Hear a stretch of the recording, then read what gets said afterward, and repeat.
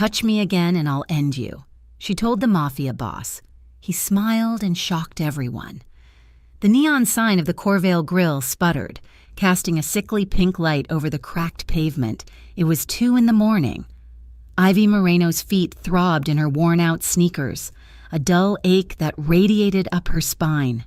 She shifted her weight, the cheap polyester of her uniform scratching at her neck. Inside, the smell of stale coffee and industrial grease clung to the air, the soundtrack of her life. Ivy was 23, but most days she felt closer to 40. She was scraping by, a fragile truce with poverty, built on double shifts at the grill and 3 nights a week cleaning office buildings downtown.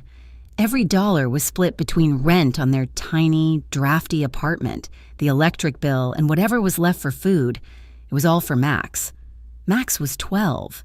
It was the only good thing she had managed to drag out of the fire. 3 years ago, she had packed a single duffel bag, grabbed Max's hand while her stepfather, Rick, was in a drunken stupor on the sofa, and ran. They'd been running ever since, and Corvale was just the latest stop. But for 6 months, it had been quiet. For 6 months, she had almost convinced herself they were safe. "More coffee, hun?" she asked a trucker hunched over the counter, forcing a smile that felt like a crack in porcelain. He grunted, pushing his mug forward.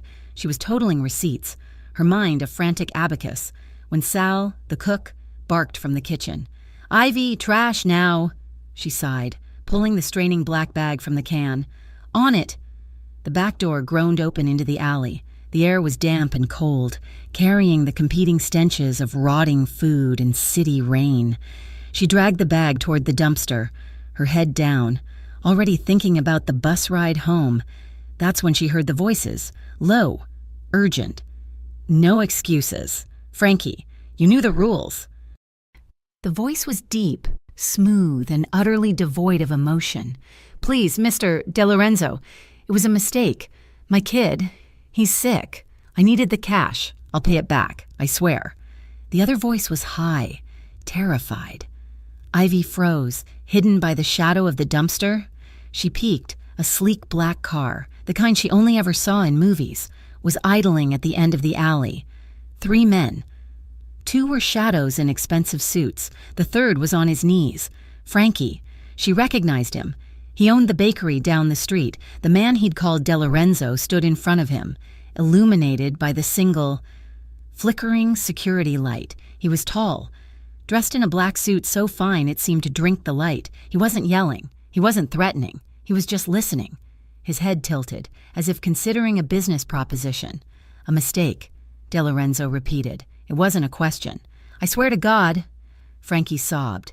De Lorenzo looked at one of his men. "He swore." The man chuckled. De Lorenzo reached into his coat, and Ivy's heart stopped. He wasn't pulling out a wallet. He was calm, methodical. Frankie saw it. No, please." The sound was not as loud as she expected, a dull, heavy pop. Frankie slumped forward, a dark stain spreading on the concrete. Ivy's breath hitched, a tiny, fatal sound. The man, Luca De Lorenzo, didn't flinch. He slowly wiped his hand with a white handkerchief before tucking it away. Then he turned. His eyes found her instantly. She was 20 feet away, half hidden, a cheap uniform and a bag of trash, her only armor. He was the city's apex predator, Luca De Lorenzo. The papers called him a ghost, a businessman. The streets knew him as the head of the Corvale criminal syndicate, a man who had inherited his father's empire and ruled it with cold, precise efficiency. He saw her. She saw him in that moment. Ivy Moreno didn't scream. She didn't run. She just stood, pinned by a gaze so cold it burned. One of his men took a step. Reaching inside his jacket, Luca raised a single, gloved finger. The man stopped. De Lorenzo walked toward her, not fast, not slow. He stopped about 10 feet away, close enough for her to see the flecks of gray at his temples, the sharp cut of his jaw. He studied her, not like a man looking at a woman, but like a man cataloging a problem. "You're late taking out the trash," he said, his voice the same smooth, quiet baritone that had just condemned a man to death. Ivy's heart was a hammer against her ribs, but her survival instinct, honed by years of living with a violent man, screamed one thing: "Do not look like prey." She swallowed, the lump in her throat feeling like glass. He smiled, a tiny, terrifying upturn of one corner of his mouth. "We'll talk soon." He turned, got into the back of the car, and was gone. The alley was silent again, save for the drip of rain from a gutter and the body cooling on the pavement. Ivy didn't remember walking back inside. She didn't remember finishing her shift. She only remembered the look in his eyes and the quiet promise in his voice. She did not call the police. Calling the police meant questions. Questions meant social workers. It meant they would dig, and they would find Rick, and Rick had legal rights. The fear of the Mafia was a cold, new terror, but the fear of losing Max was an old, familiar one. She would rather face a killer than a judge. The next few days were a blur of hypervigilance. Every customer who walked into the grill was a threat. Every car that slowed down on her street was a killer. She barely slept. She held Max a little too tight, her nerves stretched to their breaking point. Then, she knew she was being followed. It was a black sedan, different from the one in the alley, but just as out of place in her run-down neighborhood. It was there when she walked Max to the bus stop. It was there when she came home from the grill. A week after the murder, on a busy Tuesday lunch rush, the bell on the diner door jingled. Ivy was balancing 3 plates on her arm. "Be right with you," she called out, not looking. She dropped off the food, turned, and her blood ran cold. Luca De Lorenzo was sitting in her section, in a booth with a cracked red vinyl seat. He was alone, sipping a glass of water, as if he were just another customer. The few other patrons in the diner seemed to shrink, hunching over their food, trying to become invisible. Ivy stood, frozen, the empty plates suddenly feeling like lead. "You're ignoring me," she whispered, her voice shaking. "I'm here for lunch," he said, his eyes scanning the stained menu. "What's good?" The audacity of it broke her fear, replacing it with a hot, sharp anger. This man was bringing his world into hers. He was sitting in the same booth where Max sometimes did his homework. "Get out," she hissed. His eyes snapped up from the menu. They were dark, unreadable. "I'm a paying customer. We reserve the right to refuse service." He chuckled. "To me? I own the company that owns the bank that holds the lease on this building. Sit down." "Ivy." She didn't move. "How do you know my name? I know you're 23. I know you work 2 jobs. I know you're raising your brother, Max. And I know you ran from Richard Peterson in Atlanta 3 years ago. You're good at running, but you're here now." The world tilted. He knew everything. The fear came rushing back, suffocating. "What do you want?" she managed, her hands clenched at her sides. "You look tired, stressed. I'm offering you a job." "A job?" "A receptionist at one of my logistics companies. 9 to 5, full benefits, 3 times what you make here." He slid a business card across the table. "It comes with an apartment, better neighborhood, secure." She stared at the card. It wasn't a job offer, it was a leash. "Protection." She spat. "You mean a cage?" He leaned forward. His calm was 1,000 times more terrifying than any threat. "What you saw, Ivy, others know you saw it. My rivals. They don't have my discretion. They'll want to silence you, just to hurt me. I'm offering you a way to keep you and your brother safe." "Safe," she repeated, laughing, a bitter, broken sound. "From you? From everyone, including your stepfather. He's been asking around. He's closer than you think." That hit her like a punch to the gut. "Rick, I don't want your job," she said, her voice low and final. "I don't want your money. I don't want your protection. I want you to leave me. And my brother, alone." For a long moment, he just studied her. She expected anger, threats. Instead, he looked amused. "You're the first person in a decade who's told me no, and meant it," he said, standing up. He dropped a $100 bill on the table. "For the coffee." "I didn't bring you coffee." "I know." He paused, his gaze hardening. "Think about the offer." "You can't protect him by yourself." He left. The diner seemed to exhale as the door closed behind him. That night, Ivy got off her second shift at 8. She rushed home. the rain soaking her thin jacket. The dread had been building all evening. Max was supposed to be home by 4. He always called. He hadn't. She ran up the 3 flights of stairs, fumbling for her keys. Max. The apartment was empty, cold. His school bag was on the floor, but his jacket was gone. Max, she screamed, her voice cracking. She called his cell, straight to voicemail. She called his best friend's house. He wasn't there. The panic was a living thing, clawing at her throat. It was Luca. It had to be. He offered her a job. She refused. This was the consequence. He took her brother. Rage, pure and white-hot, replaced the panic. She didn't think. She just moved. She knew where he'd be. The Onyx, his flagship club. She took a cab, her last $10, and stormed into the lobby. The bouncer, a man the size of a refrigerator, stepped in her way. Private event. Sweetheart, I'm here to see Luca De Lorenzo. He's not... Ivy shoved past him, fueled by a mother bear ferocity that stunned the man. She burst through the main doors and onto the club floor. The music was a heavy, thumping bass. The lights were low, purple and red, and there, in a raised VIP booth, surrounded by his men and women who looked like they'd stepped out of a magazine, sat Luca. He was laughing, a drink in his hand.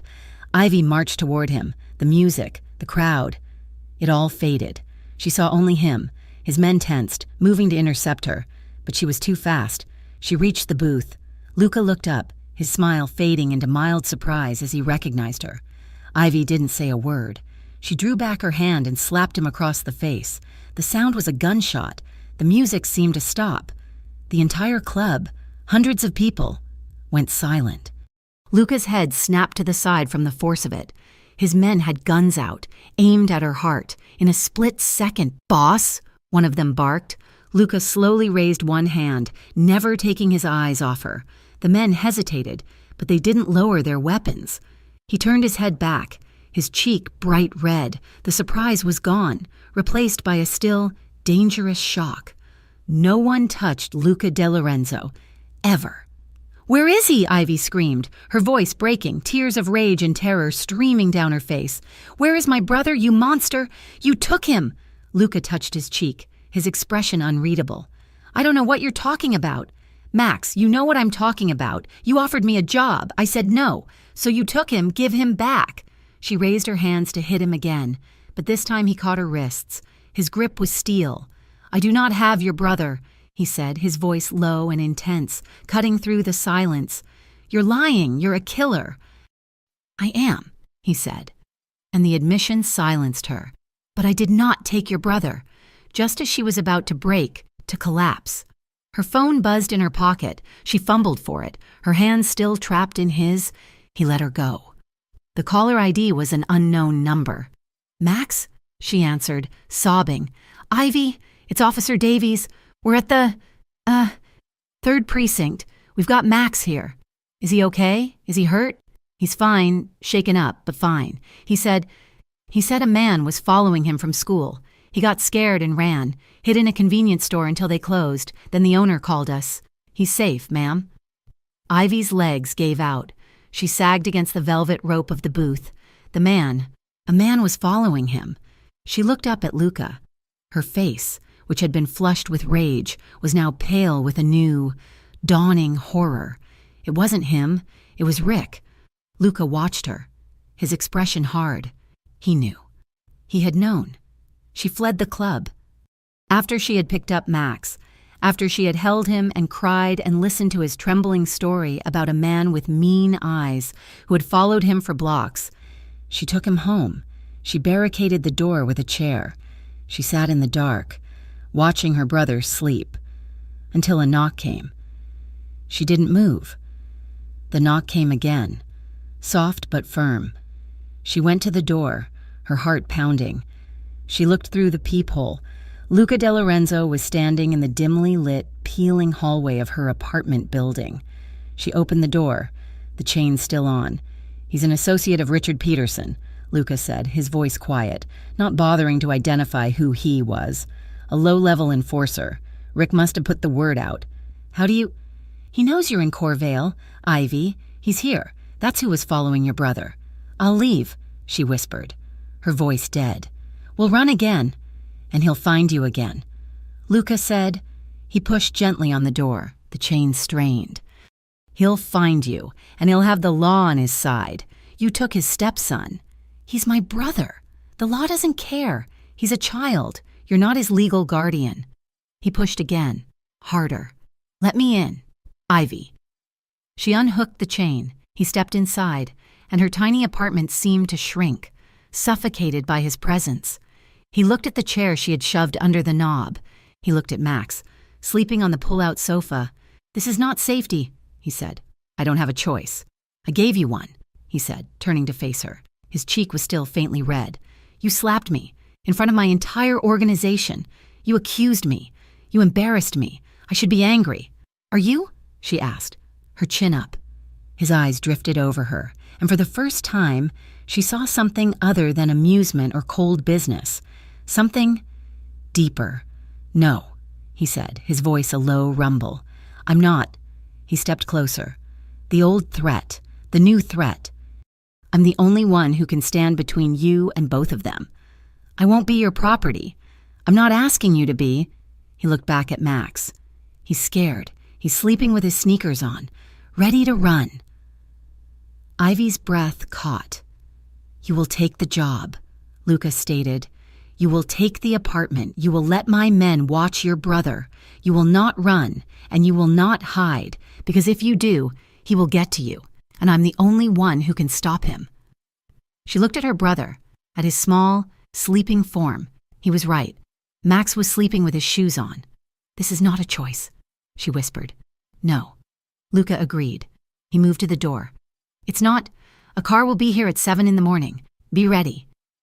He left, closing the door softly behind him, leaving Ivy Moreno standing in the ruins of the life she had tried to build, and in the terrifying shadow of the only man who could save it.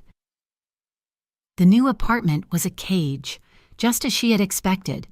A very expensive, very high, very sterile cage.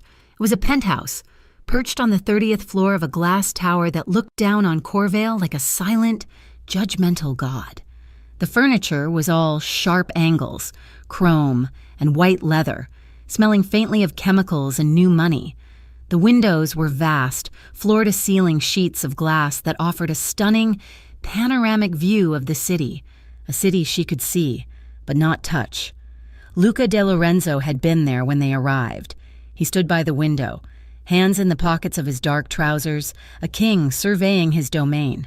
"The kitchen is stocked. Your brother's room is the second door on the left. You'll have a new phone, a new number. Only I will have it," he'd said, his voice flat. Max, oblivious to the undercurrents, had run to the window, pressing his hands to the glass. "Ivy, look, you can see the stadium. This is better than TV." Ivy had dropped their single duffel bag by the door. "It's clean," she'd said, the words sharp. It was the only compliment she could offer. Luca had turned, a flicker of that same unnerving amusement in his eyes. "You're not impressed. It's a box. Mr. De Lorenzo, just a fancier one." "There are rules," he'd continued, ignoring her. "You do not leave without an escort. You do not open the door. You do not contact anyone from your old life. A man named Marco will be stationed outside the door. He'll handle anything you need. Groceries, transportation for Max." "So he's the zookeeper," Ivy shot back. Luca had walked toward her then, stopping just outside her personal space. "He's the man who will stop a bullet meant for you. Try to show some gratitude." "Gratitude," she'd repeated, the word tasting like ash. "For being a prisoner? You are not a prisoner. Ivy, you are protected. There is a difference. Only to the one in charge." Their new life fell into a tense, suffocating routine. Ivy hated it. She hated the quiet hum of the central air, the thick silence that swallowed all sound, the knowledge that Marco was always just outside the reinforced steel door. She hated the way Max was starting to relax, as if this were normal, as if the monster who provided the video games and the fresh fruit was a friend. But most of all, she hated that Luca De Lorenzo was right. She was safe. She tested the rules constantly. It was the only way to feel like she was still breathing. When Marco offered to take Max to school in a black armored sedan, Ivy refused. "We'll walk," she'd insisted, her chin high. "It's 3 miles, ma'am, and it's not advised," Marco said, his voice polite but unyielding. He was built like a heavyweight, but his eyes were tired. "I don't care. We need the air."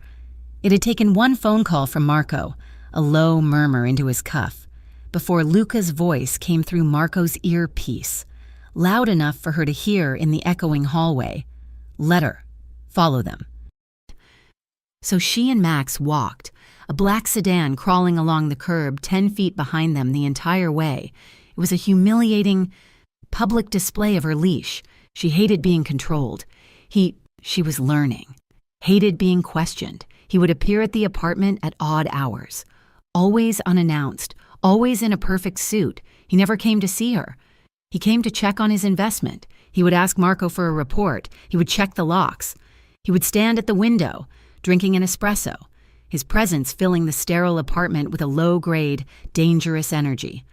Ivy made a point to ignore him, wiping down counters, noisily helping Max with his homework, treating the most feared man in Corvale like a piece of furniture. One afternoon, the school called. Max had a fever. The nurse needed someone to get him. "I'll drive you, ma'am," Marco said, already reaching for his keys.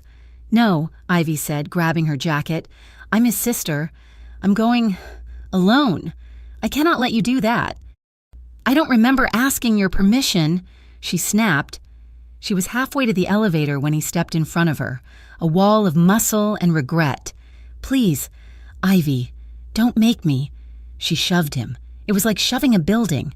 "My brother is sick. He'll be fine. We will go together." This time, she didn't bother arguing.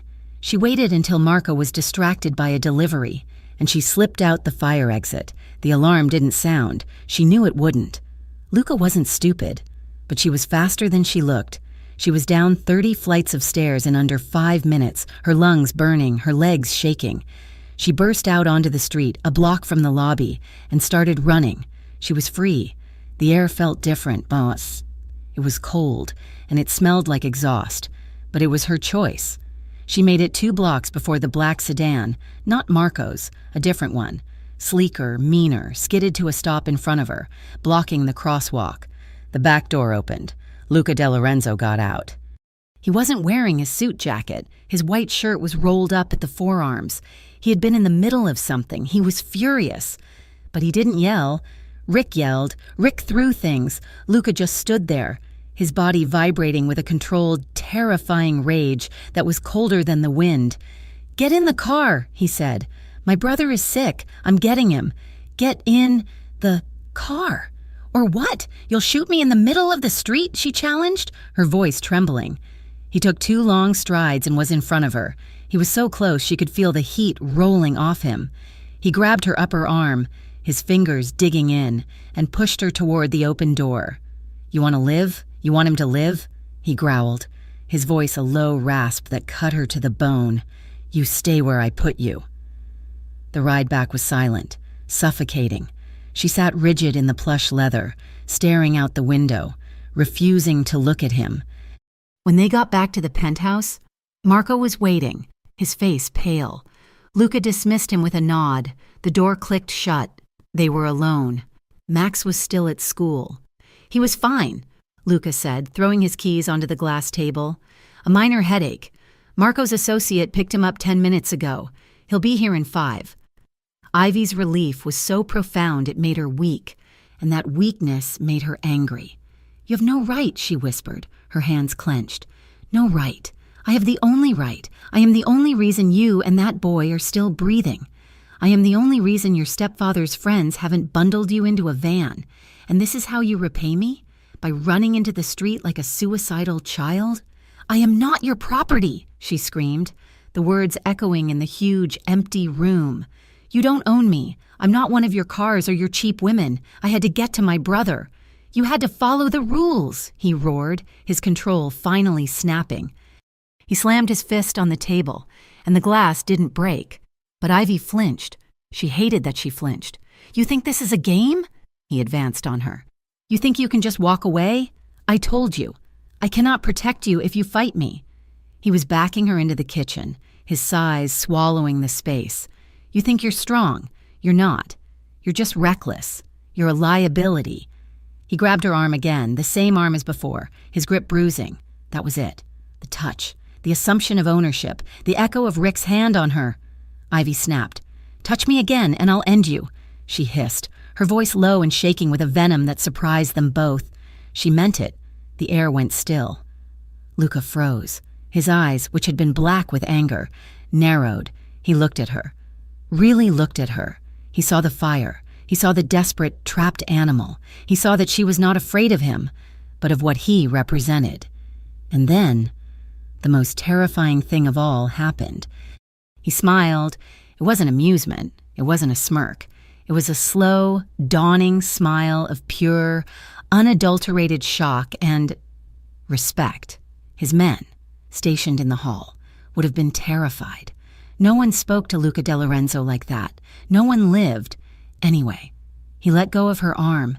He stepped closer, invading her space. But his anger was gone, replaced by an intense curiosity. "You'll end me?" he whispered. She didn't back down. She stared right into his eyes. He slowly, deliberately, lifted his hand. Ivy flinched, a tiny involuntary movement. His eyes darkened. He didn't stop. He moved his hand, not to her throat, not to her face, but to the wild strands of hair that had escaped her ponytail, with a tenderness that was more shocking than a blow. He gently tucked the hair behind her ear. His calloused fingers grazed the shell of her ear, the side of her neck. Ivy's breath hitched. Her heart was a drum against her ribs. The air was so thick she could barely breathe. It was the most intimate, most threatening gesture she had ever experienced. "We'll see," he murmured. He turned and walked out of the apartment, leaving Ivy trembling, her skin burning where he had touched her. That night, she dreamed of Rick. She was back in the Atlanta house. The air was thick with the smell of stale beer and old carpet. She heard his heavy boots on the linoleum. She heard his voice, slurred and angry, calling her name. She was small. She was 12. She was hiding under the stairs, but he found her. He always found her. Ivy woke up with a scream trapped in her throat, sitting bolt upright in the king-sized bed. She was tangled in 1,000 thread-count sheets. She was in the penthouse. She was safe. But her heart was pounding, her skin slick with cold sweat. Her bedroom door opened. She scrambled for the lamp, her hand knocking it. "It's me." Luca's voice. He was silhouetted in the doorway. He wasn't in a suit. He was wearing a plain black t-shirt and dark sleep pants, his feet bare. "Get out!" she gasped, pulling the comforter up to her chin. "You were screaming," he said, ignoring her. He walked in, not toward the bed, but toward the window. He looked out at the city lights. It was a nightmare. About him. It wasn't a question. She said nothing. He turned, and in the dim light from the hallway, she saw him clearly. He looked tired, human. He walked over and sat down, not on the bed but on the upholstered bench at the foot of it. He kept his distance. "I tried to kill him once," Ivy said, the words tumbling out into the dark. "Rick, my stepfather." Luca was silent, watching her. "I was 16. He'd been bad for a week. Drinking, he hit Max, because Max spilled his beer. Max was only 9. He split his lip open." She picked at a thread on the comforter. "I waited until he passed out. I got the biggest knife from the kitchen, the one for carving." She looked at Luca. His expression was unreadable, but he was listening. "I stood over him. I had the knife. I could feel the heat from his breath. I wanted to... God, I wanted to... But I couldn't. I couldn't. I dropped the knife and I ran." She took a shaky breath. 2 years later, he broke my arm. That's when I finally took Max. We've been running ever since." She didn't know why she was telling him. Maybe because he was the only other person in the world who understood killing. Luca was quiet for a long time. The silence stretched, filled only by the distant sound of traffic. "You're not that girl anymore," he said, his voice soft. "How do you know?" "Because you looked me in the eye today and threatened to kill me," he said, "and you didn't have a knife in your hand." He stood up. "He won't find you. I won't let him." He paused at her door. "Go back to sleep, Ivy." He closed the door, leaving her in the dark. A shift had happened. He had listened. He hadn't commanded. He hadn't threatened. He had just listened. And for the first time, Ivy looked at the man who had murdered someone in an alley, and she saw something else, something complicated. A few nights later, a storm rolled through Corvale, knocking out power to half the city. The penthouse, with its sweeping views, became a black hole. The emergency lights were a weak, sickly green. Max was asleep, blissfully unaware. Ivy was in the kitchen, fumbling for a flashlight, when she heard Luca swearing from his study. The main breaker was in a utility closet near the kitchen. He came out, shrugging off his jacket. "This building's system is a joke," he grumbled, unbuttoning his cuffs. "$1 billion views and a $10 fuse box," Ivy said, finding a flashlight and clicking it on. He glanced at her, surprised. He was pulling his shirt off. He hadn't bothered to find a light. Ivy froze, the beam of the flashlight landing squarely on his chest. "What?" he asked, his voice rough. "Nothing," she said, her voice tight. He wasn't built like a bodybuilder. He was built like a fighter. Lean, powerful, with broad shoulders and a taut stomach. His skin was darker than hers, and she could see a long, thin scar that disappeared under the waistband of his trousers. He turned his back to her, opening the metal panel. "Hold that light steady," he commanded. She aimed the beam. She was watching his muscles move as he worked. She was distracted. She was hot. The air in the apartment was suddenly thick and still. "You're quiet," he said, not turning around, just holding the light. "That's a first." He grunted, flipping a switch. "Nothing." "Damn it." He braced a hand against the wall, reaching deeper into the panel. The pose flexed every muscle in his back. Ivy swallowed. "Stop staring," he said, his voice laced with amusement. "I'm not." She lied. "I'm just surprised you know how to do this." "I figured you just bought a new building when the lights went out." He chuckled, a low, rough sound. "My father believed a man should know how to fix what's his. He found the problem, a blackened switch. He reset it. The main lights flickered, then flooded the apartment with light. Ivy blinked. Blinded, he turned. He was standing in the narrow closet doorway. She was standing just outside it. He was still shirtless. They were inches apart. The playfulness was gone. His eyes scanned her face, her throat, the way the light hit her. She could smell him. Soap, metal, and something warm. "Thank you," she whispered. Her voice not her own. "Any time," he murmured. He had to move past her to get out of the closet. He didn't move around her. He brushed past her. His bare skin, hot and damp from the work, grazed her arm. His hip brushed hers. The friction was electric. A jolt went straight through her, coiling low in her stomach. Her breath caught, a tiny, audible gasp. Audible. He stopped, his side pressed against her, his face inches from hers. He looked down at her, his eyes dark, his lips parted. She should have pushed him. She should have slapped him. She should have run. She didn't. She tilted her head, her gaze dropping to his mouth. He knew. He saw it. A slow, dangerous smile touched the corner of his mouth, and just as he started to lean in, she broke. No, this was not her. This was fear. This was gratitude. This was Stockholm. She shoved him hard and stumbled back. "Don't," she breathed. Luca's expression didn't change. He didn't look angry. He didn't look rejected. He just watched her, his gaze heavy. He slowly bent, picked up his discarded shirt, and slung it over his shoulder. He walked away without a word. The next morning, Ivy came out of her room, her nerves raw, her body humming with a strange, frustrated energy. She hadn't slept. Luca was at the kitchen island, dressed in a flawless gray suit, a phone pressed to his ear. He was talking about shipping manifests and percentages. He looked up as she poured a cup of coffee. His eyes were cold, blank, as if the night before had never happened, as if he hadn't stood shirtless in her space, as if he hadn't listened to her nightmares. "Good morning," he said. His voice clipped. He covered the receiver. "Marco will take Max to school, my associate, Dante. We'll be here at 9. He's taking you to the flower shop, your new job. Don't be late." He He turned, walking back to his study, his voice already dropping back into the cold language of business. No, the container has to be on the water by midnight. Ivy was left standing in the bright, sunny kitchen, her coffee turning cold in her hand. The whiplash was dizzying. He was a monster. He was a man. He was her protector. He was her captor. And she, God help her, was confused. The flower shop was called Fiori di Corvale.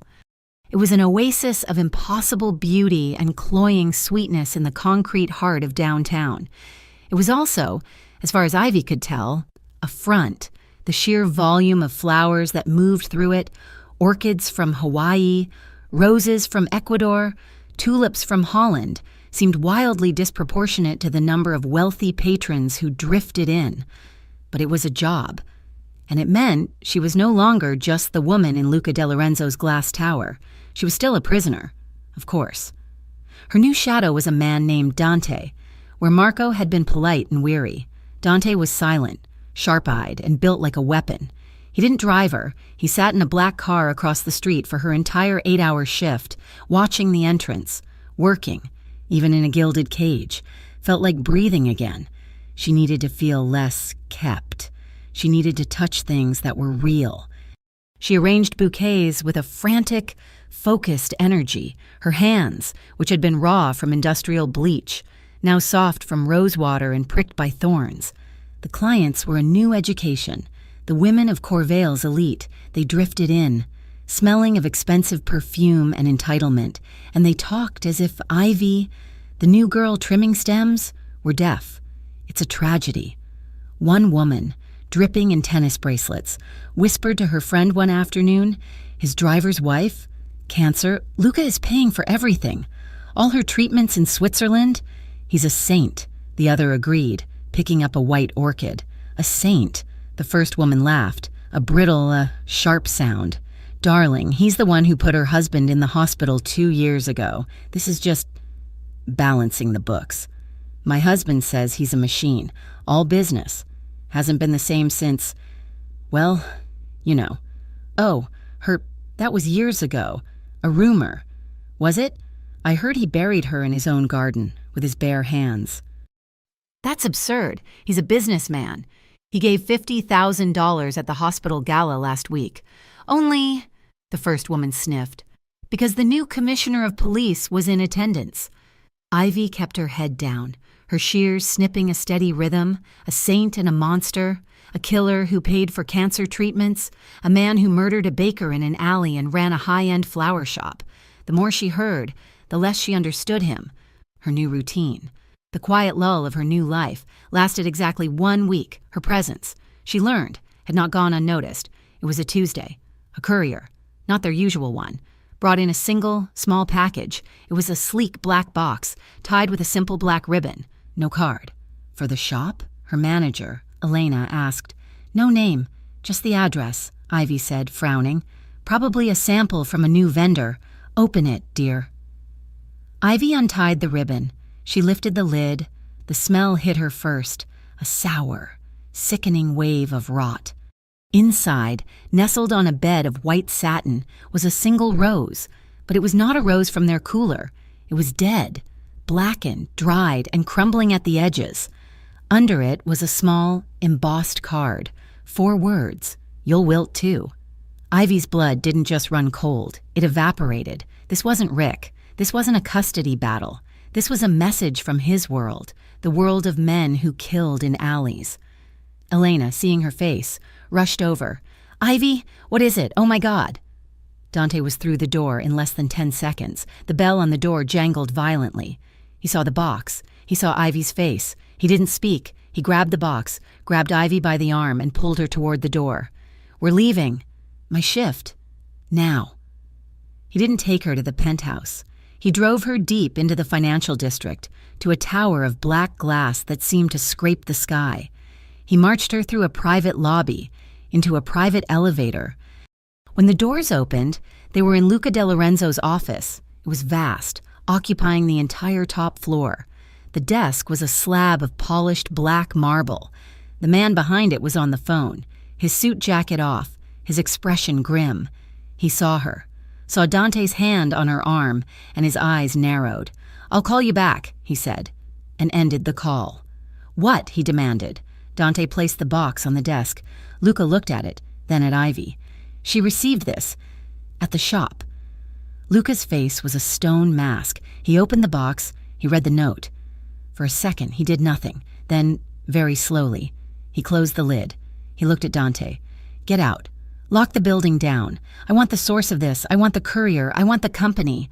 I want to know what he ate for breakfast. Go." Dante vanished.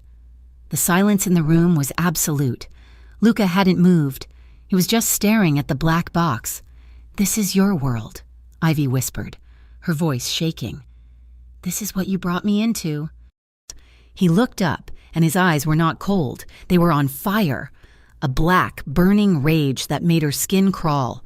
He rounded the desk in 2 strides. He was in front of her, his size and his fury a physical force. She thought he was going to hit the wall, or her. He pulled her to him. His hands gripped her upper arms, his fingers digging in. Not gently, but not to hurt, to hold, to anchor. He pulled her so close their bodies were almost touching. He was staring down into her eyes, his jaw tight, his chest rising and falling in sharp, controlled breaths. "Are you hurt?" he growled. "No." "Did you touch the rose?" "No, just the box." He's furious, she realized, but it wasn't at her. It was a raw, territorial, possessive fury that had nothing to do with her disobedience. It was the rage of a king whose borders had been breached. "This is what I was trying to prevent," he said, his voice a low rasp. "This is what happens when they think they can get to me." "By threatening me," she spat, trying to pull away. He wouldn't let her. "By touching what is mine," he hissed, the words, the proximity, the adrenaline of the threat. It all combined. The air crackled, thick with something more than fear. It was the same tension from the kitchen, but 1,000 times stronger. "I am not yours," she breathed, but her voice had no power. "They think you are," he said. His gaze dropped to her mouth, and the tension snapped. He lowered his head, and his mouth crashed down on hers. It was not a gentle kiss. It was not tender. It was a violent claiming. It was frustration, and rage, and a desperate, clawing longing. It was all the unsaid words, all the sleepless nights, all the tension. His mouth was hard, demanding, taking. He tasted of expensive coffee and pure, undiluted power. One of his hands moved from her arm to the back of her head, his fingers tangling in her hair, holding her still for his assault. Ivy's mind went white. She should have fought. She should have kneed him. She kissed him back. Her body betrayed her. Her hands, which had been pushing against his chest, fisted in his shirt. She rose on her toes, answering his brutal pressure with a desperate, hungry force of her own. She was so tired of being scared, so tired of being controlled. And this was a storm she could lose herself in. It was a fire that burned away the dead rose and the empty threats. He groaned, a low, guttural sound, and his other arm snaked around her waist, lifting her, pressing her against the hard line of his body. It was all-consuming. Then, just as quickly, the ice water of reality hit her. What was she doing? This was the man who murdered people. This was her captor. This was the source of her danger. She tore her mouth from his, gasping. He was breathing heavily, his eyes black with a desire that was raw and terrifying. She slapped him. The sound echoed in the massive, silent office. It was a sharp, cracking sound that seemed to hang in the air. His head snapped to the side. She stumbled back, her chest heaving, her lips bruised and burning. "No," she gasped, her voice choked with confusion and shame. Luca slowly turned his head back. A red mark was already blooming on his cheek, matching the one she'd given him in the club. But this time, his expression was not shock. It was a dark, dangerous, and unreadable. Ivy didn't wait. She turned and she ran.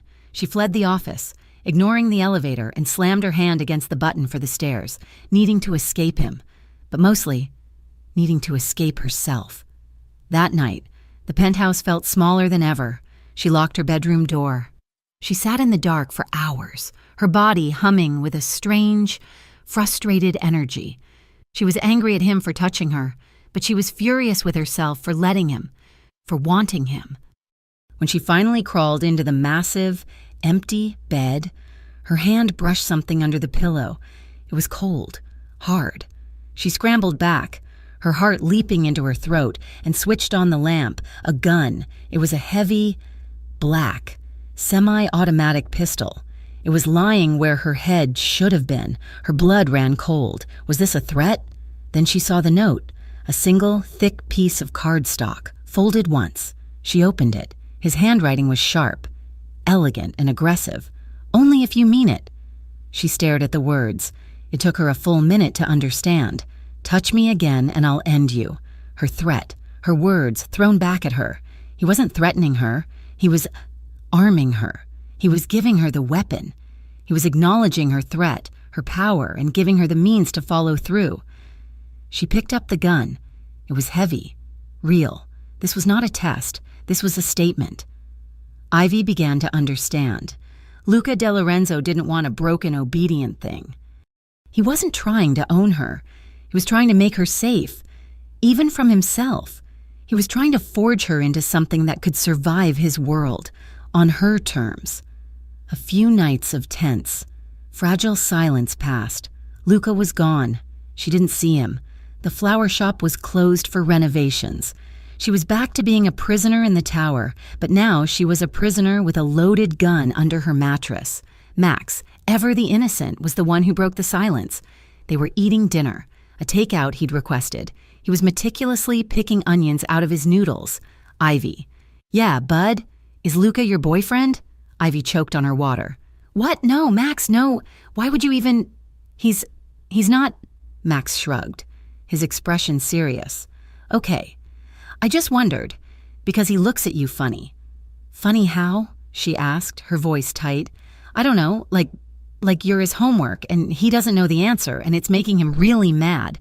But he's not going to quit. She had no answer for that. He's just helping us. Max, that's all. Eat your food. She said no. But the idea lodged in her chest, a strange, heavy, and uncomfortable weight. The next day, her old world and her new one collided. Dante brought her the mail. Among the junk and a new credit card in her name that she hadn't asked for was a thick, cream-colored envelope. Certified mail. It was from a law firm. She tore it open, her hand suddenly shaking. It was a petition. A legal document. Peterson v. Moreno. Richard Peterson, her stepfather. He was suing for parental rights over Max. The paper swam before her eyes. He was claiming she was an unfit guardian, that she had abducted a minor, that she was unstable, had no permanent address, and was, according to his private investigator, cohabiting with a known organized crime figure. She couldn't breathe. This was it. The nightmare. The one thing she had run from for 3 years. He had found them. And he was using Luca to take Max away. This was the one threat Luca's guns couldn't stop. This was a court. This was the law. She spiraled, pacing the penthouse. The paper crumpled in her fist. She was sobbing, gasping, the walls of her glass cage closing in. She was still pacing, still crying, when the elevator doors opened and Luca stepped out. He must have been called. He took one look at her, at the papers in her hand, and his face hardened into granite. He can't. She was muttering, a frantic prayer. He can't. He won't, Luca said, his voice a low, cold command. He took the papers from her unresisting hand. He scanned them. His jaw tightened. He pulled out his phone. Anthony, get to the penthouse. Now. A pause. I don't care who you're in front of. Cancel it. He hung up. Anthony is the best family law attorney in the state, he said, as if discussing the weather. He will bury him. He will take this investigator's license, and he will have your stepfather arrested for harassment. The ease with which he said it, the casual power, it made her sick. With your money? She screamed, the word tearing out of her. Using your name. Using my resources, he corrected, his voice sharp. No! She shoved him, shoving his hard, immovable chest. Don't you see? That's how he wins. He's right. Look at me. I'm living in a stranger's penthouse. I'm wearing clothes you bought. I'm involved with you. I'm exactly what that letter says I am. A judge will see me, and and he'll give him max. No judge will, Luca roared, grabbing her shoulders. You are safe. That is all that matters. I don't want to owe you, she cried, her voice breaking, tears streaming down her face. She hit his chest, but it was like hitting stone. I don't want your lawyers. I don't want your protection. I spent my entire life being controlled by one monster. I will not spend the rest of it owing another one. The word monster hung in the air between them. Ugly and cold. Luca's face, which had been tight with anger, went blank. He looked, for a fraction of a second, as if she had shot him. He let go of her. He stepped back. A visible, physical retreat. He straightened his suit, a gesture of re-armoring himself. When he spoke, his voice was quiet, deadly. You think this is about you owing me? You think this is a transaction? He looked at her, his eyes bleak, all the fire gone, replaced by something cold and deep. You can hate me tomorrow. You can hate me for the rest of your life. I don't care. He took a step toward the window, looking down at the city he owned. But I would rather be hated by you, Ivy, than see you broken again. He turned back, his face a mask of cold efficiency. The lawyer will be here in 10 minutes. Get changed and stop crying. You look weak. He walked into his study and closed the door. The family services office was a drab shade of beige, the color of resignation. Ivy sat on a hard plastic chair, her hands clasped so tightly her knuckles were white. The social worker, a tired-looking woman named Mrs. Peters, asked questions from a checklist, her voice a monotone. Do you have stable employment, Miss Moreno? Yes. I'm a manager at a floral boutique. Ivy lied. Luca's lawyer, Anthony, had prepped her. The job was real. The title was not. And Mr. De Lorenzo, what is your relationship with him? He's my landlord. He's been very generous. He's helping me and my brother get on our feet. The words felt like glue in her mouth. The hearing was in a small, windowless courtroom. It wasn't a trial, Anthony had assured her, just a preliminary custody hearing, a formality. The formality was shattered when the door opened and Richard Peterson walked in. Ivy stopped breathing. He looked different, thinner. His eyes were watery, and he walked with a slight limp, but the cheap suit, the greasy hair, the smell of stale cigarettes, it was all the same. He was accompanied by a slick, low-rent lawyer. What is he doing here? Ivy whispered, panic clawing at her throat. He's the petitioner, Ivy. He has a right to be, Anthony said, his face grim. Your Honor, Rick's lawyer began, his voice oily. My client is a grieving parent just trying to locate his stepson, who was abducted by his clearly unstable sister. Ivy was shaking. Rick caught her eye. He gave her a smile. It was the same smile he always gave her right before he hit her, a smile of ownership. The room was suffocating. The judge looked bored. Rick's lawyer was painting a picture of a loving, concerned father. It was working. This is a disgrace, Anthony muttered, shuffling his papers. And then, the courtroom doors opened. It was not a quiet entrance. The heavy oak doors swung wide, and for a moment the figure was just a silhouette against the bright hallway light. Luca De Lorenzo stepped inside. He was wearing a sleek black suit, not his usual business attire, but something darker, finer. It was the kind of suit that was tailored to intimidate, to command, to remind everyone in the room of who he was. He was flanked by 2 men, but they remained outside. The entire room turned. The judge, no longer bored, sat up. Rick's lawyer stopped mid-sentence. Rick himself seemed to shrink, the color draining from his face. Mr. De Lorenzo. The judge said, his voice tight with surprise and irritation. This is a closed hearing. My apologies, Your Honor, Luca said. His voice was not loud, but it filled the room. It was smooth, polished, and dripped with authority. I am the interested party. My lawyer is Mr. Callis. He nodded at Anthony. I believe I have information relevant to the petitioner's character. This is highly irregular, the judge snapped. These are irregular circumstances, Luca replied, taking a step forward. He wasn't looking at the judge. He was looking at Richard Peterson. It was the look of a wolf identifying a rabbit. My client, Rick's lawyer stammered, is being intimidated. Your client, Luca interrupted, is a career criminal. He slid a thin, silver-bound file onto Anthony's desk, never breaking eye contact with Rick. Anthony, energized, stood.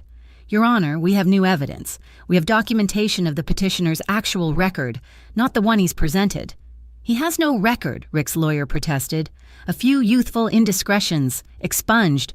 Not all of them, Anthony said, opening the file. We have sealed records, an aggravated assault charge in '99, dismissed when the victim mysteriously recanted. We have a witness intimidation charge from 2003. We have evidence of 3 separate restraining orders filed by different women. And most recently, we have bank records showing large cash withdrawals consistent with parole violations and known associates of... That's enough, Mr. Callis, the judge said, his face dark. He was looking at Luca. He knew. Everyone in the room knew that this information was not obtained through legal channels. This was a display of power. Rick was sweating, his face a pasty gray. Your Honor, Luca said, his voice soft. Miss, Moreno has provided a safe, stable, and loving home for her brother. I have ensured it. Mr. Peterson. He just wants to regain control over the one person who ever escaped him. This isn't about love. It's about possession. The silence was total. The judge looked at Rick. He looked at Ivy. He looked at the file. Temporary full guardianship is granted to Miss Ivy Moreno, the judge said, slamming his gavel, pending a full investigation into Mr. Peterson. This court is adjourned. Ivy was lightheaded. She had won. She grabbed Anthony's arm. Rick was being led out, his lawyer sputtering. Rick looked back at Ivy, his eyes filled with a pure, black hatred. But then he saw Luca, who was standing by the door, watching him. Rick's hatred turned back to terror, and he looked away. Ivy stumbled out into the hallway, into the chaos of the courthouse. She was breathing again. Max was safe. She saw Luca at the end of the hall, near the steps, his back to her. The relief was immediately followed by a wave of cold, sharp rage. She marched up to him. He turned as she approached, his face a neutral mask. You interfered, she hissed, jabbing a finger into his chest. He was solid, immovable. You won, he said. He was right. Everything he said in that petition. You just proved it. You walked in there like a gangster, and you threatened the judge, and you used your filthy information. I used the truth, he countered, his voice low. You used your power, she cried, her voice breaking. You made me look like I belonged to you. The chaos of the hallway faded. He stepped closer. She took a step back. He stepped closer again, crowding her against the marble wall. He was so close she could feel the heat from his suit. He wasn't touching her, not a single point of contact, but his presence was a cage. They already think you do, he said, his voice a low rumble. My enemies, your stepfather, the judge, the only one who seems to be confused, is you. I am not your property, she whispered, her voice trembling. I know. She looked up at him, her eyes burning with unshed tears of frustration. Why? Why are you doing this? You got what you wanted. I'm safe. I'm in your stupid tower. Why do you care? His eyes, which had been hard, softened. He looked at her, his gaze intense, stripping away her anger, her fear, leaving her raw. Because I want something real, he said, his voice barely a whisper, meant only for her. She stared, confused. What? My whole life. It's not real. It's transactions. It's loyalty for money. It's fear for respect. It's an empire of lies and shadows. I want one thing, just one. That's real. He leaned in, his breath warm on her ear. And you, Ivy, you're the only thing that's ever told me no. You're the only thing that's ever been real. He pulled back. He looked at her, his heart in his eyes for one unguarded second. Then he straightened his tie, the mask of Luca De Lorenzo slipping back into place. Anthony will take you home, he said, and walked away, leaving her trembling against the wall. That night, she didn't go to her room. She paced the penthouse, the adrenaline from the courtroom finally fading, leaving an aching exhaustion. But it was more than that. You're the only thing that's ever been real. She thought about the gun under her pillow, the flower shop, the way he'd looked at Rick, the way he had respected her when she'd slapped him. She found herself outside his study. The door was open. He was inside, standing at the window, his suit jacket gone, his tie loosened. He heard her. He turned. He didn't look surprised. He just watched her, his expression guarded. She walked in. She didn't stop until she was standing in front of him. She looked at his throat, at the pulse beating there. She looked at his mouth. He won't stop, she whispered. Rick, he'll come back. No, he won't, Lucas said, his voice final. That's over. And your enemies, she asked, looking up at him. The dead rose, are they over? No, he said, his voice hardening. They're not. She was standing in his space. She was the one crowding him now. She saw the question in his eyes. Thank you, she said. And before he could respond, before she could lose her nerve, she rose on her toes, slid her hands up his chest and kissed him. He froze. For a full second, he was utterly still, a statue. She didn't care. This was her choice. This wasn't about fear. It wasn't about gratitude. It was about the fact that he was the only one who had seen her. All of her. The fear and the rage, and hadn't turned away. She pressed her lips to his, a soft, uncertain, emotional kiss. Then he broke. A sound, a low groan, tore from his chest, and his hands were on her. One hand buried itself in her hair, tilting her head. The other went to her waist, pulling her flush against him, lifting her off her feet. His mouth opened over hers, and it was not the angry, possessive kiss from his office. This was a deluge. It was all the pent-up longing, all the realness he'd craved. It was a kiss of agonizing, desperate need. She clung to him, her fingers digging into his shoulders. His tongue swept her mouth, a hot claiming, yet reverent exploration. It was intense. It was everything. They stumbled back, and he pressed her against the wall by the window, his body a hard, hot line against hers. He kissed her throat, her jaw, his lips burning. She arched into him, her mind, for the first time in her life, utterly, blissfully blank.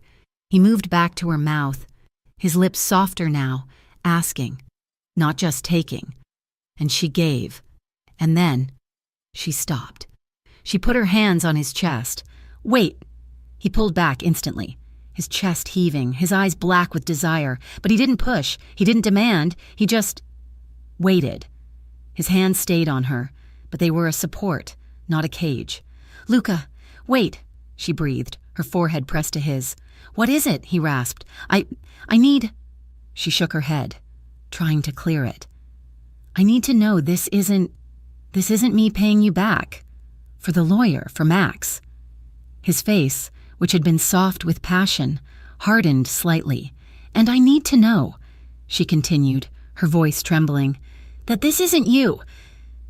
Just taking what you want, because you're angry, or because you feel like you own me. He looked at her, and his respect for her, the very thing he'd confessed on the steps, was so profound it made her heart ache.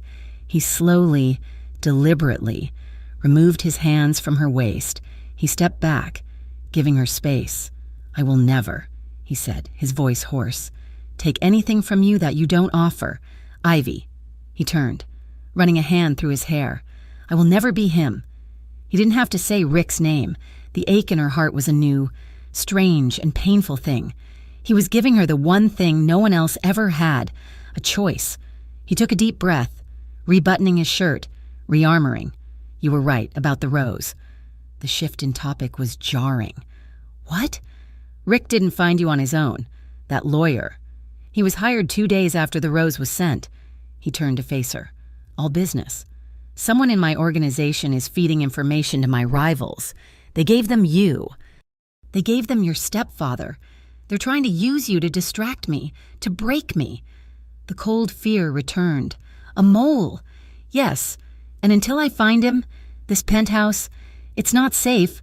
The building is compromised. So, what do we do? She asked. We disappear, he said. Just for a night.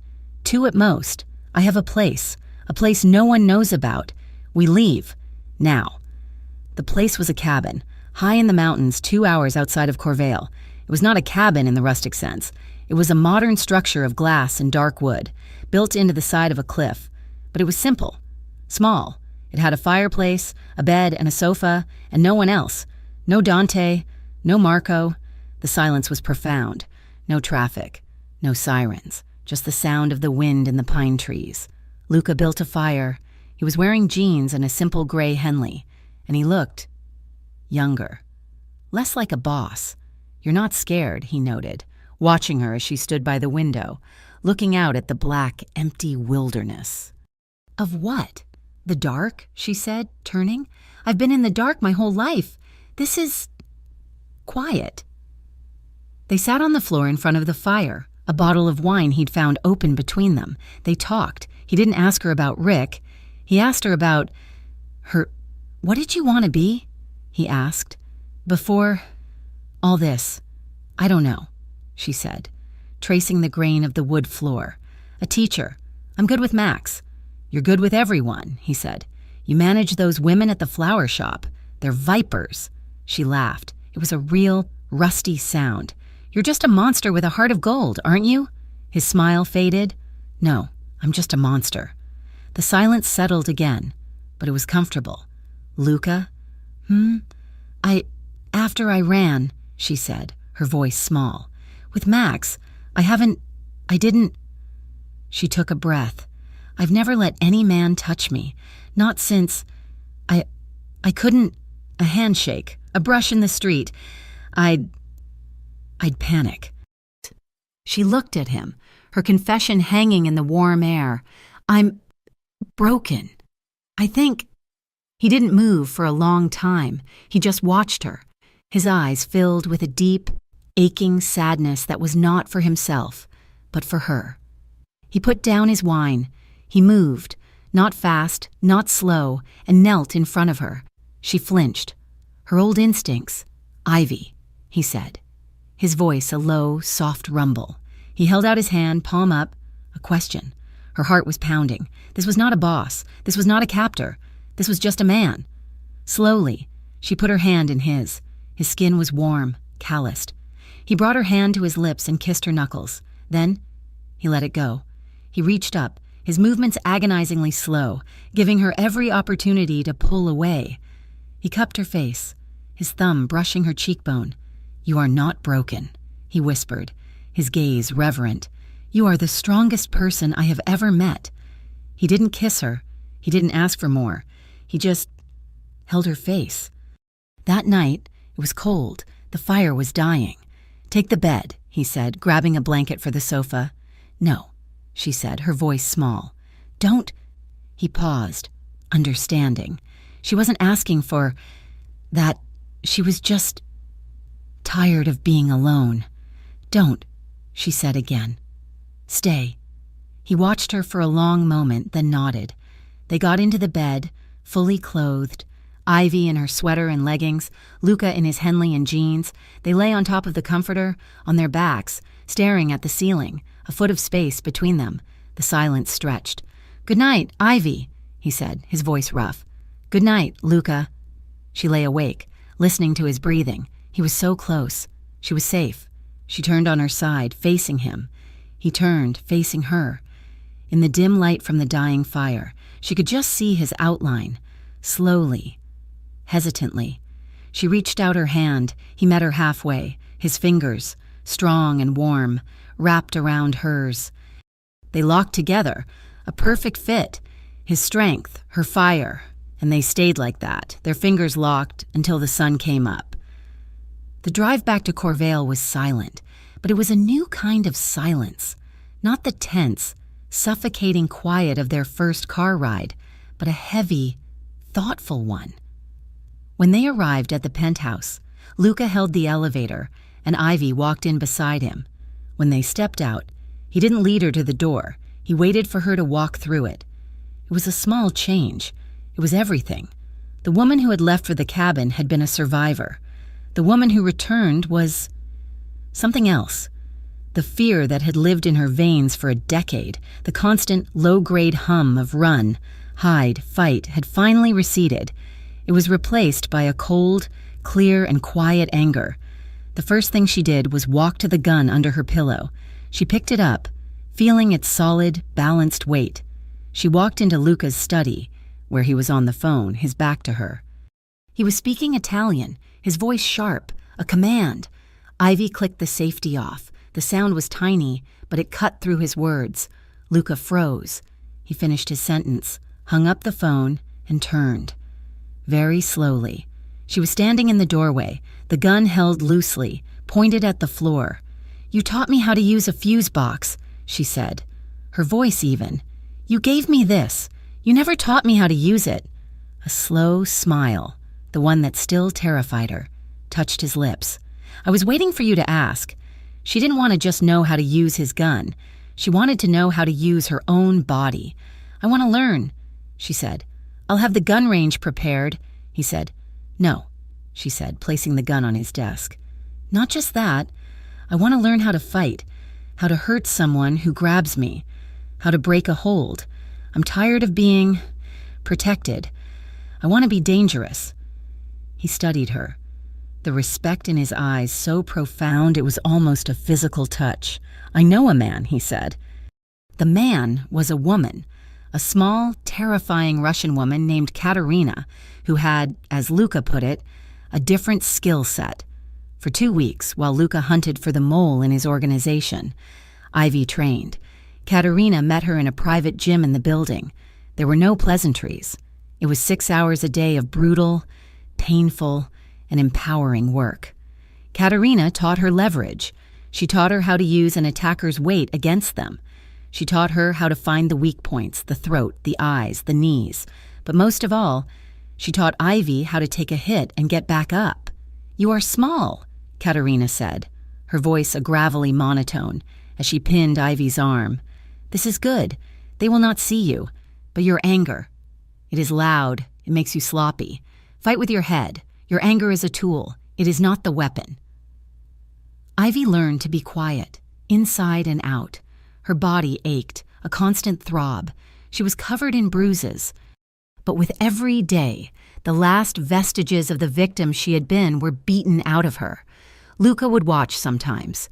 He would stand at the back of the gym, a silent shadow, and observe her. She would see him, and she would hit the bag harder, her movements sharper. She was showing him. She was showing herself. The photos arrived on a Monday.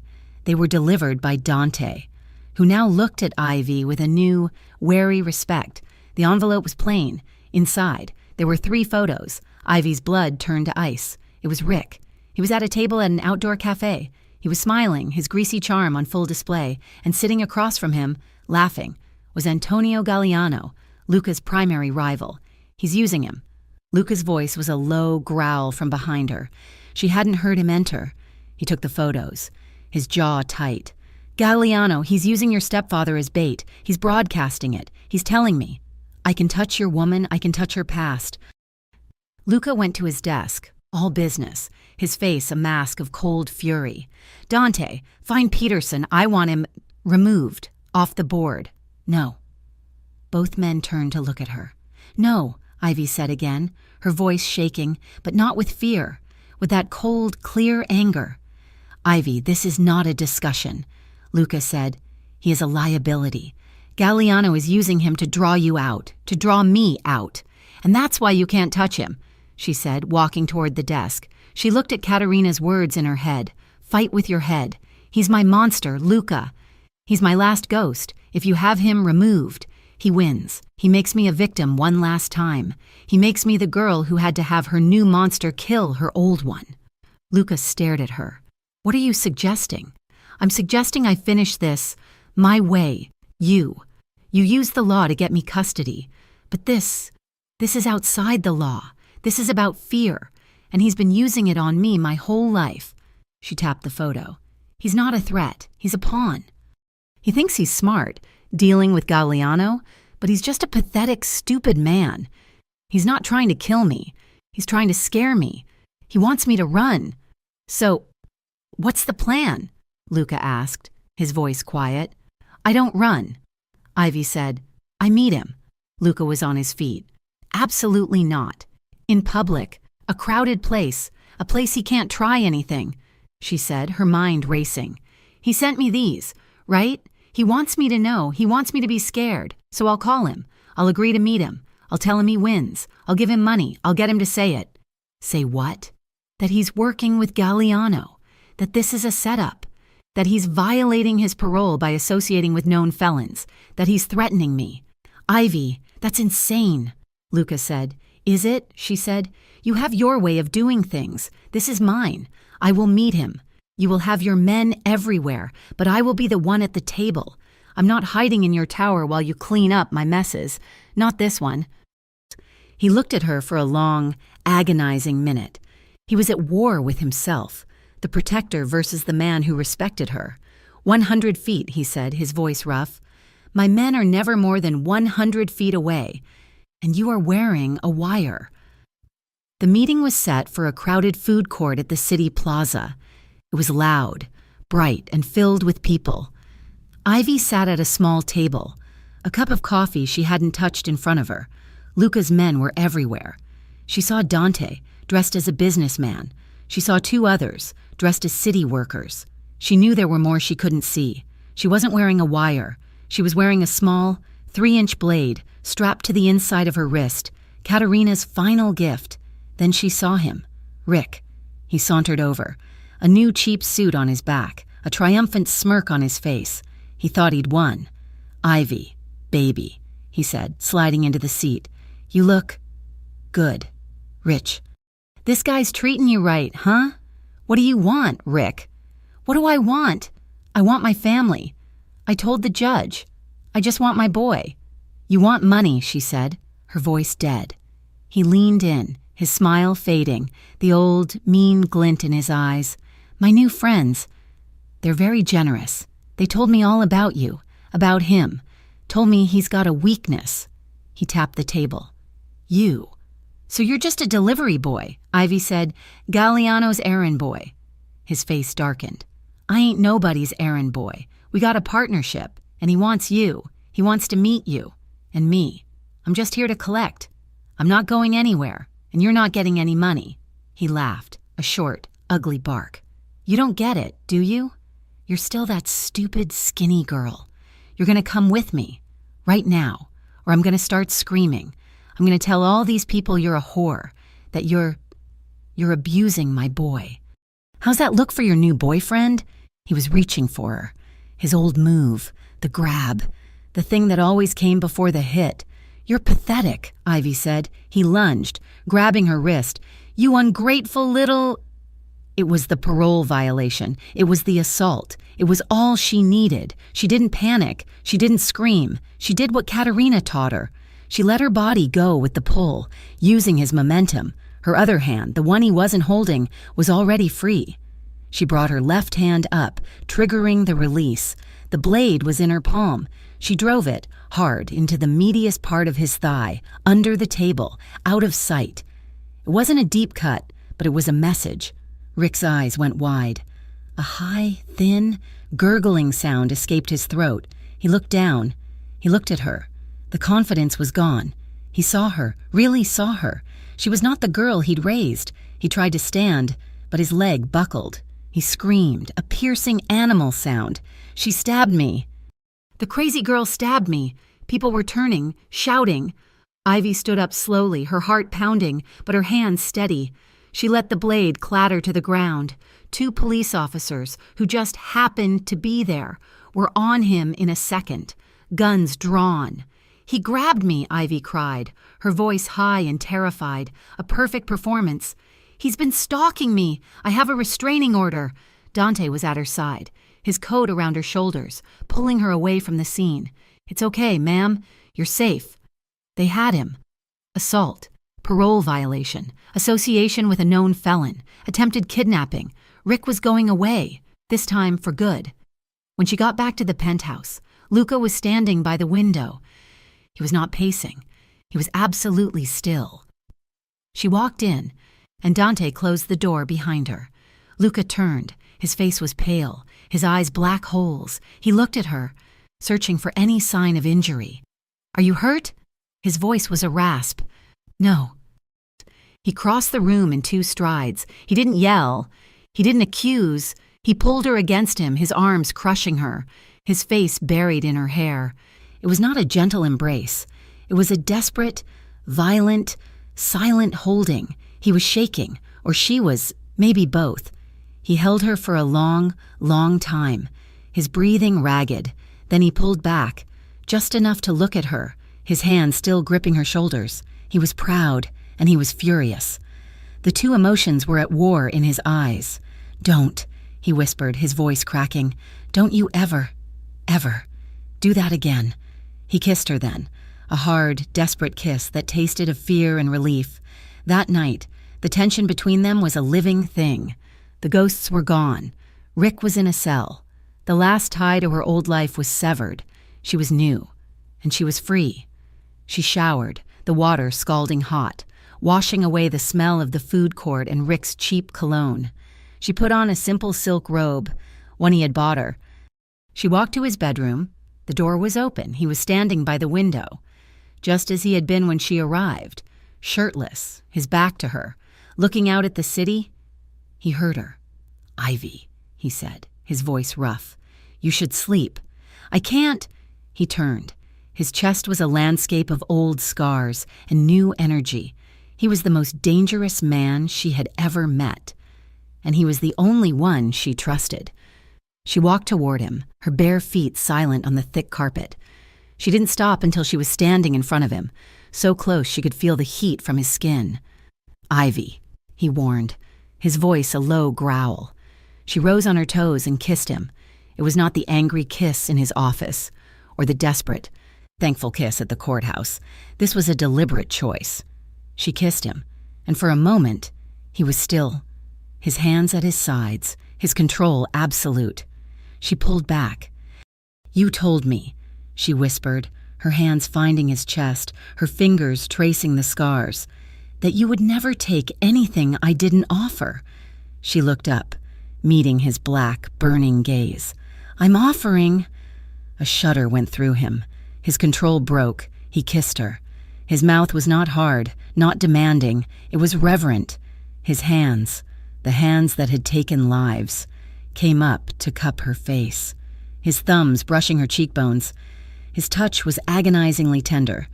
He kissed her like he was starving, and she was the first real thing he had ever tasted. She answered him, her arms wrapping around his neck, her fingers tangling in his hair, pulling him closer. This was not about fear, or power, or gratitude. This was healing. His lips moved from her mouth to her jaw, her throat.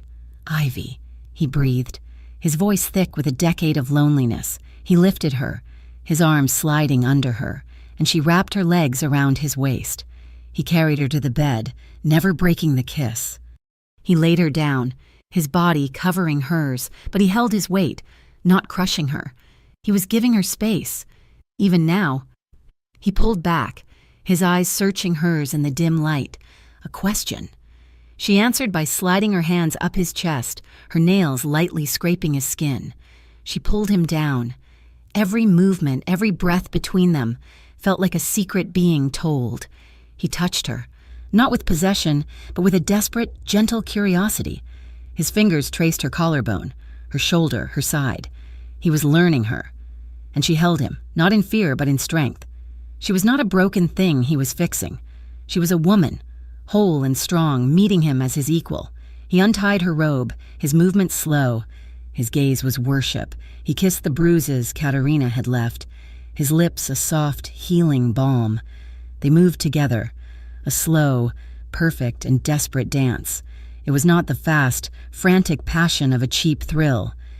It was the deep, seismic, and slow-burning connection of 2 souls who had been alone for too long. When they finally came together, it was a release, a quiet explosion. It was the end of her old life and the beginning of this. She fell asleep, truly, deeply asleep, for the first time in her life, wrapped in his arms, his heart beating a steady, strong rhythm against her ear. She woke to the feeling of sunlight on her face. She was lying on his chest. His arm was draped protectively over her. He was awake, watching her. She didn't move. She felt calm. "I still don't want to need anyone," she whispered, her voice husky. He was quiet for a moment. His hand moved, his fingers gently stroking her hair. "You don't have to," he said, his voice a low rumble beneath her ear. "But I'm not going anywhere." It was perfect, a perfect, stolen moment of peace. And then his private phone, the one on the nightstand, buzzed, a harsh, ugly sound. He sighed, his body tensing. The boss was returning. He picked it up. What? He listened. The calm on his face evaporated, replaced by the cold, hard mask of Luca De Lorenzo. His body went rigid. "How many?" he snapped. "Who?" He sat up, dislodging her. Ivy sat up with him, pulling the sheet to her chest. "Luca, what is it?" He held up a hand, listening. "Lock it down, no one in or out. I'm on my way." He hung up and was out of bed in one motion, grabbing his pants. "Luca, what's wrong?" He turned to her, and his eyes were the eyes of the man in the alley. Cold, deadly.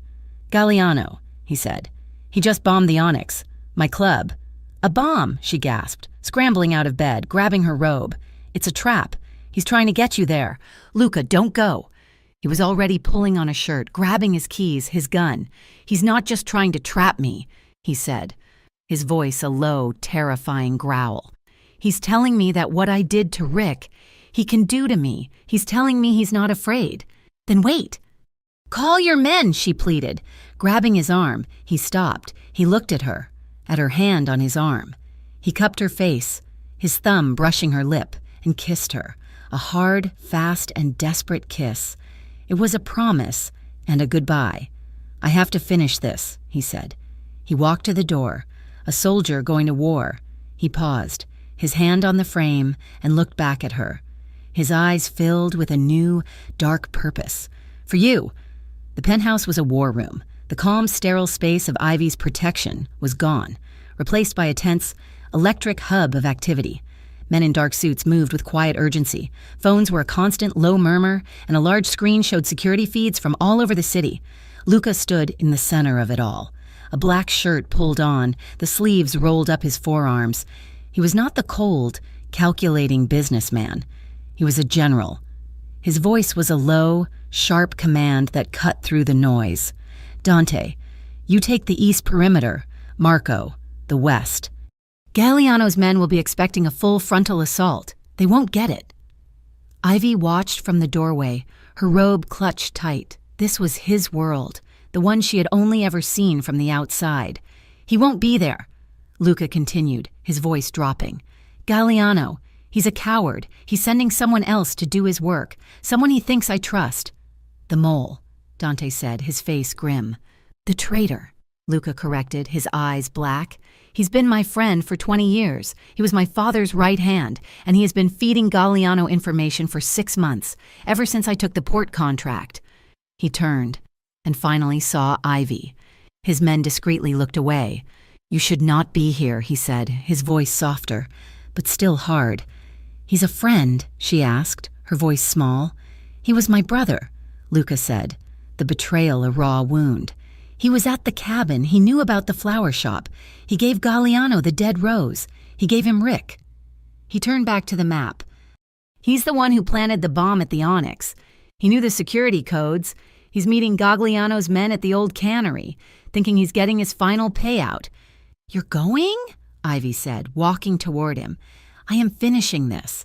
Then I'm coming with you." The room went silent. Dante and Marco stared at the floor. Luca turned to her, his face unreadable. "No. You said for me. You're doing this for me? That makes it my fight, too. I'm not the girl you hide in the tower anymore. I'm the woman who stabbed her stepfather in a food court.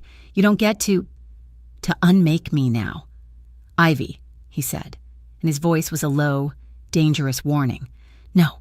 She stepped into his space, jabbing a finger into his chest. "You don't get to go out there and get yourself killed. Not now. Not after last night. You don't get to be the martyr." He grabbed her hand, his grip like steel. He pulled her, not roughly but irresistibly, out of the living room and into his study, slamming the door behind them. "You listen to me," he growled, backing her against the wall. "This is not a game. This is not a test. This is real. There will be guns. There will be men who want me dead. You are the one real thing I have. I will not risk you. And you are the one thing I have," she cried, her voice breaking, the fear finally pushing past the anger. "You don't think I'm scared? I'm terrified, but I am more terrified of sitting here, waiting, wondering if you're bleeding out in some cannery." He put his forehead against hers, his eyes closed, his breathing ragged. "I have to do this. I have to cut the cancer out, but I can't do it. I can't. If I'm worried about you, if I'm thinking about you, I need to be the monster. Just for a few more hours." He pulled back, his hands cupping her face, his gaze desperate. "Please, Ivy, stay here. Be safe. For me, let me do this, so I can come back, so I can be the man you were with this morning." She looked at him, at the raw vulnerability behind the general's mask. She was his anchor, but she was also his weakness. She nodded, a single, sharp movement. "You come back," she whispered, her voice fierce. "You come back to me, Luca De Lorenzo, in one piece. I will." He promised. He kissed her. A hard, fast, desperate kiss that tasted of fear and promises. It was the kiss of a soldier. And then he was gone. Ivy was left in the silent, empty penthouse. The war room was empty. Even Max was gone. Marco had discreetly moved him to a secondary, unknown safe house hours ago. She was alone. She paced. She made coffee she didn't drink. She looked at the gun she had left on his desk. She counted the seconds. 1 hour, 2. The city was quiet. Too quiet. Then her phone, the new one he'd given her, buzzed. It was Dante. "Ivy?" His voice was rough, strained. "Is he—" She couldn't breathe. "He's alive. He's been shot. It's not bad. A graze. But you should come." "Where?" "Corvale General. We're on our way. I'm sending a car." The drive was a blur. She didn't remember the streets. She only remembered the cold dread in her stomach. A graze. A graze could be anything. She burst into the emergency room, a private wing she hadn't known existed. It was clean, sterile, and empty. Dante met her. His suit was torn, and there was a cut over his eye. "Where is he?" "This way." He was in a private room. He was lying on the bed, his eyes closed. His face was pale, streaked with grime and something dark. His arm, his left arm, was heavily bandaged, a dark red seeping through. She walked to the bed, her legs shaking. He was breathing. He was alive. "The traitor?" she asked, her voice a whisper, her eyes never leaving Luca's face. "Captured," Dante said from the doorway. "He won't be a problem again. Galliano's men are also not a problem." "Go," she said. "Ivy." "Go," she repeated. "Get your eye stitched. I'm here now." He nodded and left her alone with him. She sank into the chair beside his bed, and for the first time, not in fear of Rick, not in anger at Luca, but in pure, terrifying love. Ivy Moreno broke down. She put her head on the bed, her hand clutching his uninjured one, and she sobbed. She cried for the man in the alley, for the man who had given her a gun, for the man who had held her in a cabin. She cried for the man who had gone to war for her. She was still holding his hand when she felt his fingers twitch. Her head snapped up. Luca's eyes were open. He was groggy, his gaze unfocused from the painkillers. He looked at her tear-streaked face. A small, pained smile touched his lips. "You're crying," he rasped. You look weak." He was throwing her own words back at her. A sob, half laugh, half cry, escaped her. She leaned in, her hair falling around her, her face inches from his. She put her hand on his uninjured shoulder, feeling the warmth, the life. "Touch me again and I'll end you," she whispered. But the words were not a threat. They were a prayer. They were trembling, affectionate, and broken. Luca's smile widened. "We'll see," he began. She cut him off, pressing her lips to his. It was a soft, wet, salty kiss. It was a kiss of relief, of ownership, of a promise fulfilled.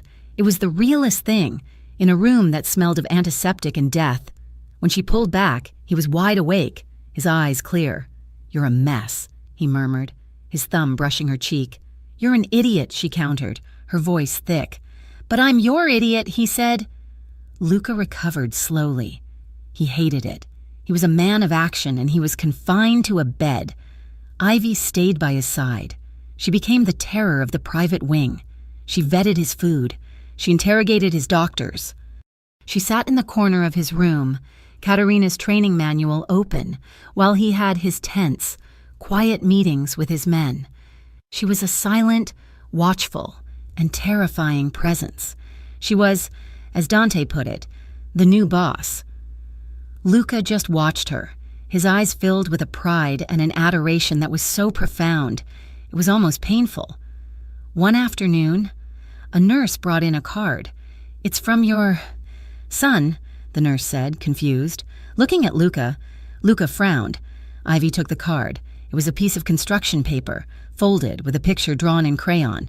It was a stick figure of a man in a suit, with a stick figure of a boy, and a stick figure of a woman. She opened it. Max's careful, 12-year-old handwriting. "Happy Father's Day. Luca. It's not Father's Day, but my teacher said it's for men who are like fathers. Thanks for taking care of my sister. And me." Ivy's hand went to her mouth. She looked at Luca. He was staring at the card, his expression unreadable. His throat worked. He looked undone. "Max," he said, his voice hoarse. He cleared his throat. "He's a good kid." "He is," Ivy whispered, her heart aching. "He needs a real father," Luca said, looking away at the wall. "Not me. He needs a man who shows up," Ivy said, placing the card on his bedside table where he could see it. "He needs a man who fights for his family, and a man who, knows how to fix a fuse box." Luca looked at her, and for the first time, Ivy saw the man he could be, without the empire. "Just Luca. When we get out of here," he said. "We're taking him to a ball game." The day Luca was discharged, Ivy was offered a new job. The owner of the Fiori di Corvale, a silent partner Luca had never named, had decided to retire. The lawyers were offering her the business, full ownership, a clean title. "It's a gift," she told Luca, standing in the penthouse, the papers in her hand. "It's you, paying me off." "No," he said, buttoning his shirt. His arm was still in a sling, but he was back in a suit. "It's not a gift, it's a key. It's your own thing, a legitimate business, your name on a deed. It's not my company, it's yours. I'm not giving you a cage, Ivy. I'm giving you a way out, if you want it." She looked at him, a way out. He was giving her the power to leave him. "You're an idiot," she said, her voice soft. "So you've said." "I'm accepting," she said, "on one condition. Anything. You buy flowers, a lot of flowers, for every woman in every hospital in this city. You're going to keep me so busy. I'll be the most successful front in Corvelle history." He smiled. "That," he said, "I can do." Months passed. The winter chill gave way to a green, vibrant spring. Ivy's shop flourished. She was a natural. She was strong. She was fair. And she knew how to manage vipers. Max was enrolled in the best private school in the city and was, as he put it, getting good at baseball. Rick was in a federal prison, his parole violations and his new charges ensuring he would be an old man before he ever saw the sun. Galliano's empire had crumbled after the failed cannery assault, and the traitor was gone. One night, Ivy stood at the front of a building, the Onyx. It was rebuilt. It was no longer the dark, purple-lit den she had stormed into. It was elegant, all glass and steel and light.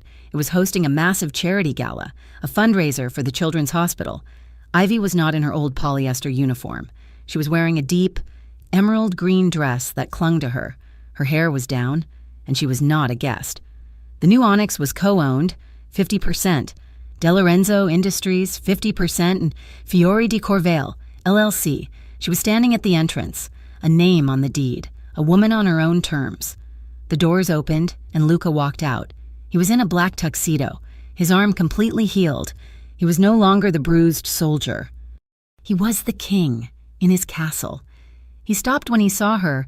He had seen her every day for 6 months, but he stopped, and his eyes were the same as that night in the cabin. Reverent. He smiled, a slow, genuine smile. He walked to her, took her hand, and brought it to his lips. "Miss Moreno," he said, his voice a low rumble. "You look like you own the place." "I do," she whispered, a smile playing on her lips. Flashes, bright and white, exploded around them. The press. They were Corvale's new power couple. The monster and the flower girl. The city was obsessed. Luca's arm went around her waist, familiar, warm, and possessive hold. He smiled for the cameras. Ivy leaned in, her lips brushing his ear. "Everyone's watching," she whispered, the cameras flashing, her heart full. "Don't smile like you've already won." Luca turned his head, his lips grazing her temple, his voice a secret, meant only for her. "But I have." Thank you for listening to this Mafia romance story. We love creating these stories for you, and we hope you enjoyed Ivy and Luca's journey. We would love to know where you're listening from. Please drop a comment and let us know what city or country you're in. Your support means everything. Please subscribe to Mafia Romance Stories for new parts and new stories every week. And don't forget to share your thoughts on this story in the comments below. We read every single one.